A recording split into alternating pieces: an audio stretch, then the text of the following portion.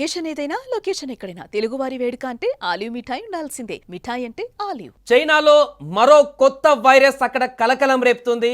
గతంలో కరోనాతో చైనాతో సహా ప్రపంచ దేశాలని గడగడలాడించినటువంటి పరిస్థితులను చూసాం. తాజాగా అక్కడ చికెన్ గున్యా వైరస్ సంచలన ప్రభావాన్ని చూపిస్తుంది. దీంతో అక్కడ అధికారులు కూడా వెంటనే నివారణ చర్యలు తీసుకునేటువంటి పరిస్థితి ఏర్పడింది. అక్కడ తాజా పరిస్థితులు ఏ రకంగా ఉన్నాయంటే కోవిడ్-19లో ఏ రకంగా నివారణ చర్యలు చేపట్టారో ఇప్పుడు అదే రకమైనటువంటి నివారణ చర్యల కోసం రంగంలోకి దిగుతున్నారు.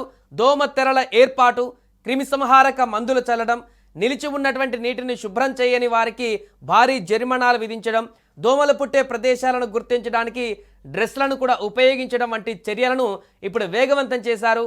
మొత్తం ఇంకా మిగతా అన్నిటినీ కూడా క్షుణ్ణంగా పరిశీలిస్తూ ఈ వ్యాధి కట్టడికి చర్యలు తీసుకుంటున్నారు. ఎందుకంటే బుధవారం నాటికే చైనాలో 7,000కు పైగా చికెన్ గున్యా కేసులు అక్కడ నమోదయ్యాయి. ఈ కేసుల్లో అధిక శాతం హాంకాంగ్కు సమీపంలో ఉన్నటువంటి పోషాన్ అనే పారిశ్రామిక ప్రాంతంలోనే నమోదయ్యాయి. అయితే కొత్త కేసుల సంఖ్య క్రమంగా తగ్గుతున్నట్టు అధికారులు చెబుతున్నారు. చికెన్ గున్యా దోమల ద్వారా వ్యాపిస్తుంది. ఈ వ్యాధి సోకిన వారికి డెంగ్యూలాగా జ్వరం, కీళ్ళ నొప్పులు వస్తాయి. చిన్నపిల్లలు, వృద్ధులు, ఇతర ఆరోగ్య సమస్యలు ఉన్న వారికి ఈ వ్యాధి మరింత ప్రమాదకరంగా మారుతుంది. ప్రాణం తీసే వరకు అంత దూరం కూడా తీసుకువెళ్తుంది. చైనా ప్రభుత్వ టీవీలలో కూడా చూపించినటువంటి దృశ్యాల ప్రకారం కూడా అధికారులు నగరంలోని వీధులు, నివాస ప్రాంతాలు, నిర్మాణ ప్రదేశాలలో క్రిమి సంహారక మందులను చల్లుతున్నారు. అలాగే కార్యాలయాల ముఖద్వారం ముందు కూడా క్రిమి సంహారక మందులను పిచికారీ చేస్తున్నారు.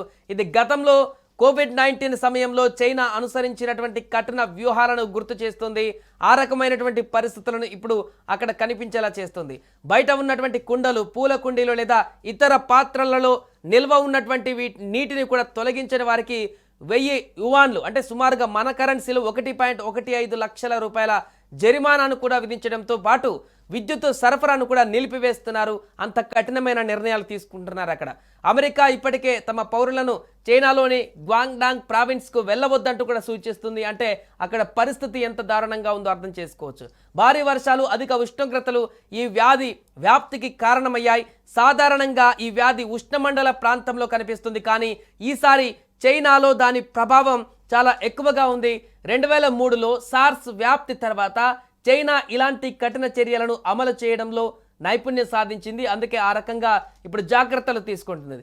ప్రస్తుతం పోషాన్ నగరంలో చికెన్ గున్యా రోగులను కనీసం 1 వారం పాటు ఆసుపత్రిలోనే ఉంచుతున్నారు. అంటే ఒక రకంగా క్వారంటైన్ చేస్తున్నారు. ఒక దశలో ఈ వ్యాధి మనుషుల నుంచి మనుషులకు వ్యాపించినప్పటికీ 2 వారాల పాటు హోమ్ క్వారంటైన్ కూడా అమలు చేశారు. కానీ తర్వాత దానిని రద్దు చేశారు. ప్రస్తుతం దోమల లార్వాలను తినేటువంటి చేపలను, ఆ వ్యాధిని మోసుకు వెళ్ళేటువంటి దోమలను తినడానికి పెద్ద దోమలను కూడా ఉపయోగించాలని ప్రయత్నించినట్టుగా కూడా నివేదికలు వచ్చాయి. ఏదేమైనా కూడా ప్రస్తుతం చైనాలో చికెన్ గున్యా వణికిస్తుంది. అక్కడ ప్రజలని మరొకసారి భయాందోళనకు గురి చేస్తుంది. కరోనా వచ్చినటువంటి వేవ్లో వచ్చినటువంటి పరిస్థితులను ఇప్పుడు మరలా కనిపించేటువంటి విధంగా అక్కడ చర్యలు గుర్తు చేస్తున్నాయి. సుమన్ టీవీలో మీ పర్సనల్ అండ్ బిజినెస్ ప్రమోషన్స్ కోసం కింది నెంబర్కి కాంటాక్ట్ చేయండి. డ్రగ్స్, గంజాయి లాంటి చెడు వ్యసనాలకు దూరంగా ఉండండి. తాత్కాలిక ఆనందం కోసం జీవితాలని నాశనం చేసుకోవద్దు. డ్రగ్స్ విక్రయాలు, దందాలు నిర్వహిస్తే 1800-599-6969 టోల్ ఫ్రీ నంబర్ కి కాల్ చేయండి. డ్రగ్స్, గంజాయిని నిర్మూలిద్దాం, భవిష్యత్తును కాపాడదాం.